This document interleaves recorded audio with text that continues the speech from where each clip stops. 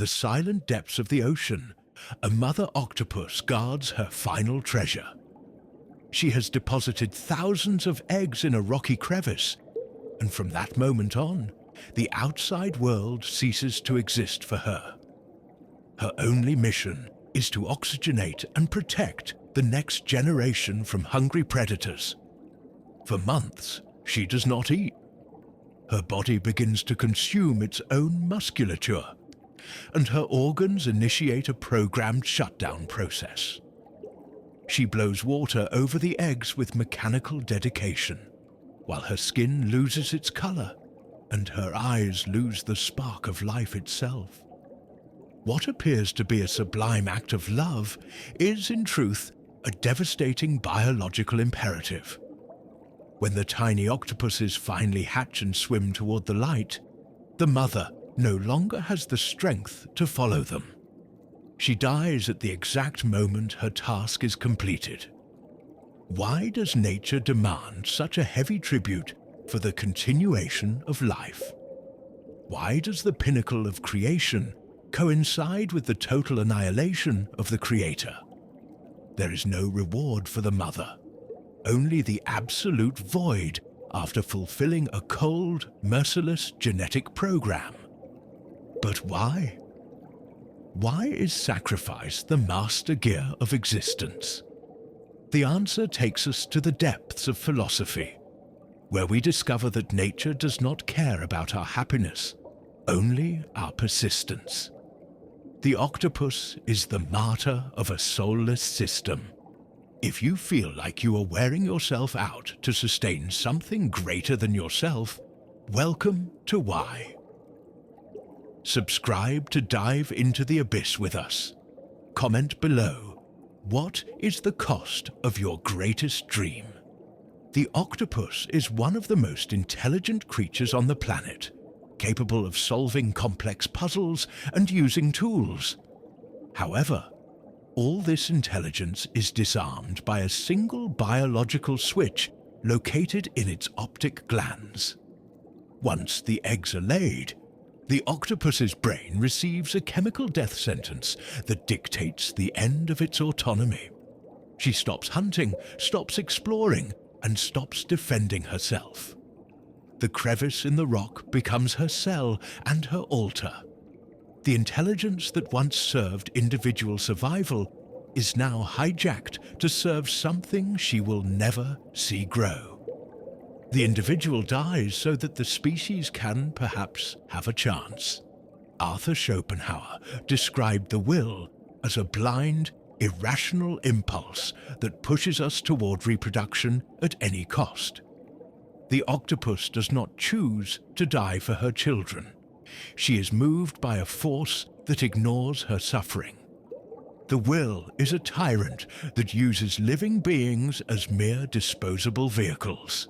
We too are hostages to impulses we do not fully understand.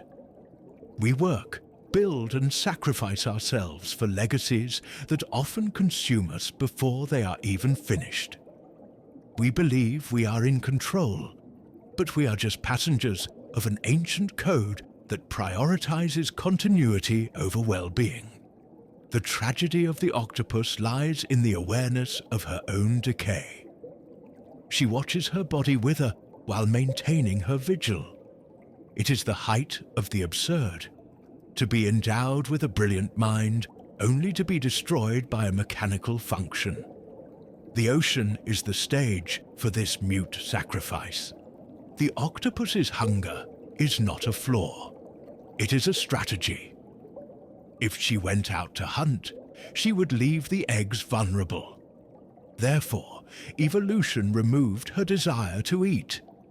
She withers in a state of self-devourment, where her own cells are the fuel for the movement of her suckers over her offspring. This fast is a metaphor for the stages of human life, where we must neglect our basic needs for a greater responsibility. We often find ourselves in metaphorical caves, caring for projects or people, while our own health and joy are set aside in the process. Schopenhauer argued that life is a pendulum that swings between pain and boredom. For the octopus, the boredom of waiting is filled by the pain of starvation. There is no middle ground of satisfaction. Nature did not design the octopus to be happy. It designed it to be an efficient link in the chain. The physical sacrifice of the octopus reveals the indifference of the universe. There are no rounds of applause in the depths, no monuments to her dedication. There is only the salt of the water and time running against her flesh. The effort is total, and the offspring's gratitude is non-existent. To accept the fast is to accept that life demands losses. The octopus teaches us that for something new to be born, something old must be consumed. Energy is not created, only transferred. In the economy of nature, the mother's life is the currency paid to buy the children's future. Scientists discovered that if they remove the optic glands from a mother octopus, she stops caring for the eggs, begins eating again, and her life is significantly prolonged. Programmed death is a physical key, a self-destruct mechanism inserted into the creature's own hardware by the evolutionary process. This raises the philosophical question of free will. If our nobility and our sacrifices can be reduced to hormonal commands, what remains of the soul? Is the octopus a hero, or just a biological machine executing an end-of-line script? The answer depends on how we face our own biology. Nietzsche spoke about overcoming the human and creating new values. The octopus, however, is trapped in the circularity of organic life. She cannot say no to the gland, just as we often cannot say no to our traumas, fears, and herd instincts. We are machines made of meat. The Gland of Destiny is the reminder that our freedom has chemical limits. We can philosophize about the meaning of life, but a simple imbalance of neurotransmitters can change our entire perception of reality. The octopus is the mirror of our own fragility before internal chemistry. The why here is about the origin of this cruel design. Why create a being so complex and sensitive only to destroy it with such surgical precision? Nature is an efficient engineer, but a mother without compassion. The octopus's fate is written before its birth. Scientists discovered that if they remove the optic glands from a mother octopus, she stops caring for the eggs, begins eating again, and her life is significantly prolonged. Programmed death is a physical key, a self-destruct mechanism inserted into the creature's own hardware by the evolutionary process. This raises the philosophical question of free will. If our nobility and our sacrifices can be reduced to hormonal commands, what remains of the soul? Is the octopus a hero, or just a biological machine executing an end-of-line script? The answer depends on how we face our own biology. Nietzsche spoke about overcoming the human and creating new values. The octopus, however, is trapped in the circularity of organic life. She cannot say no to the gland, just as we often cannot say no to our traumas, fears, and herd instincts. We are machines made of meat. The Gland of Destiny is the reminder that our freedom has chemical limits. We can philosophize about the meaning of life, but a simple imbalance of neurotransmitters can change our entire perception of reality. The octopus is the mirror of our own fragility before internal chemistry. The why here is about the origin of this cruel design. Why create a being so complex and sensitive only to destroy it with such surgical precision? Nature is an efficient engineer, but a mother without compassion. The octopus's fate is written before its birth. As time passes, the octopus's skin begins to peel. She develops wounds that do not heal, and her ability to change color, her greatest weapon of camouflage, begins to fail. She becomes a pale ghost of herself, a shadow inhabiting the entrance of the cave. This visual decay is the price of genetic immortality. While she rots, the thousands of points of light inside the eggs become clearer. It is a brutal contrast between the death that arrives and the life that waits. The beauty of the offspring is built upon the wreckage of the parent. Often, our greatest achievements require us to leave parts of ourselves behind. Successful careers, immortal works of art, or the raising of a family require a form of personal erosion. Success, in biological and social terms, is rarely free. It is paid for with time and vigor. The octopus does not complain about her falling skin or her blurring eyes. She accepts decay with a passivity that borders on the sacred. There is a silent dignity in being consumed by a purpose, even if that purpose is just the monotonous repetition of the life cycle. The dance of decay is the final choreography of one who has already given everything. There is nothing left to lose, and in this absolute dispossession, the octopus finds her final form. She is no longer a predator. She is pure care, pure surrender, pure end. Finally, the moment arrives. The eggs hatch in a cloud of microscopic life. Thousands of tiny octopuses shoot into the water column, ready to face a hostile world where only one or two will survive. It is an explosion of energy that signals the end of the vigil. The mother uses her last breath to blow the young away from the cave, giving them the necessary initial momentum. She watches them depart like sparks fading in the darkness of the ocean. There is no recognition, no goodbye, only the void left by the departure of what consumed her. This birth in the void represents the final solitude of those who dedicate themselves entirely to a cause. Once the goal is reached, the purpose is gone, and with it, the reason for existing. The creator is left behind by the creation, which now possesses its own independent life. The why echoes in the empty cave.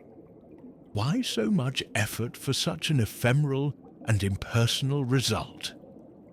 The offspring will not know who their mother was, and she will not know if any of them will succeed. Life is a launch into the sea, a game of probabilities.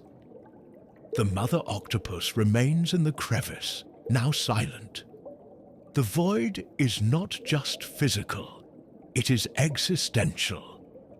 She fulfilled the script. Schopenhauer's will has already moved into the bodies of the young octopuses, abandoning the old carcass that no longer serves it. The death of the octopus after the birth of her children is the triumph of Camusian absurdity. It is a Herculean effort that ends in annihilation. If the goal of life were individual happiness, the octopus would be nature's greatest mistake. But the goal is persistence. The absurdity lies in the fact that the octopus dies exactly when she won. Her victory is her death sentence. This forces us to question our definitions of success and failure. Perhaps true triumph is not lasting forever, but burning oneself out entirely for something. We often feel like this octopus, giving our all to systems, companies, or ideals that will continue to exist without us. The world is a graveyard of octopuses who kept the gears turning before being discarded by the march of time. Accepting this absurdity is what gives us a strange form of peace. If the end is inevitable and sacrifice is required, the only freedom left is the posture with which we face the process. The octopus faces her end without despair, only with the inertia of duty fulfilled. The triumph of the absurd is realizing that life doesn't need a logical meaning to be powerful. The octopus's sacrifice is magnificent in its individual futility and essential in its collective necessity. She is the Sisyphus of the depths, finding fulfillment in the final effort. The sea does not mourn the octopus. Other animals quickly approach to clean up what remains, and the cave will soon be occupied by a new inhabitant. Nature is a master of recycling. It wastes neither matter nor pain. Everything is reabsorbed into the cycle. This indifference is the final lesson in humility. No matter how deep our sacrifice, the world will keep turning. Our personal tragedies are but footnotes in the history of the biosphere. The ocean is too vast to care about a single life that flickers out. Recognizing this indifference can be liberating. If the universe doesn't care, we are free to create our own importance. The octopus doesn't need the ocean's recognition for her act to be real. The reality of sacrifice lies in the experience of the one who lives it. We often seek external validation for our efforts, hoping the world will recognize how much we are wearing ourselves out. But the ocean remains mute. The value of our actions must come from within, from our own agreement with the fate we chose or that was imposed. The octopus's carcass disappears, but the life she released now pulses in thousands of other points in the ocean. The indifference of nature is the guarantee that life will always find a way to restart, even if the price is our own extinction. The young octopuses that survive will repeat the exact same process in a few years. They will hunt, learn, shine, and eventually be consumed by the same gland, the same sacrifice, and the same death. It is Nietzsche's eternal return on a biological scale. Life is a song that repeats without changing the lyrics. The why remains unanswered because the question assumes there should be a final destination, when in fact the destination is the cycle itself. The octopus is just a note in an infinite circular melody. We can curse the cycle, or we can learn to respect its raw strength. Stoicism teaches us to accept the natural order of things without complaint. If nature demands the sacrifice, the wise person surrenders to it with the same calm the octopus blows water. The story of the octopus is the story of us all. We are all made of matter that wants to keep existing, even if it costs our consciousness and our flesh. We are passengers on a journey where the ticket is our own life. The cycle has no end. In the end, only the deep blue and the constant movement of currents remain. The octopus is gone, but the why continues to echo in the bubbles rising to the surface. Life goes on, cruel and beautiful, demanding everything and promising nothing but more life. The final sacrifice of the octopus is the purest reminder that nature does not prioritize the individual, but the continuity of the flow. We are all instruments of a blind will that pushes us to give our all for something we barely understand. Sister, on why? We look into the abyss to understand that our pain and our weariness are part of a larger, indifferent architecture. If you feel like you are consuming yourself for a purpose, know that you are not alone in the depths. Sacrifice is the price of existence. Accept the cycle. Be the octopus.